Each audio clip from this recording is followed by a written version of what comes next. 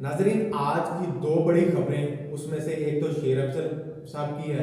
उसके बारे में सोशल मीडिया पर और मुख्तलिफ फिलासफर जो बने हुए हैं, हमारे बड़े बड़े जर्नलिस्ट, वो कह रहे हैं कि प्रोग्राम तो बढ़ गया। मैं उन्हें बता देना चाहता हूं कि प्रोग्राम बढ़ नहीं गया, अब प्रोग्राम बढ़ेगा। कल कन्वेंशन वो करेंगे। शेर अफजल महफूज मकाम पर इस वक्त मौजूद है, अपनी फैमिली के साथ, अपने दोस्तों अहबाब के साथ। वो कभी भी ना डरा था, ना डरने वालों में से है। हाँ, पाक आर्मी जिंदाबाद का उसने नारा लगाया, ये बहुत अच्छा किया। पाकिस्तान तहरीक इंसाफ को बचाने में इसका अहम रोल है, इस नारे का।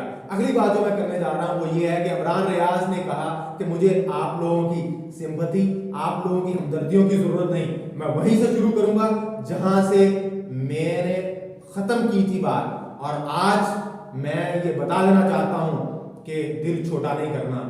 खान ने भी यही पैगाम भेजा है। मुझे खान से इख्तिलाफ हो सकता है, मुझे नवाज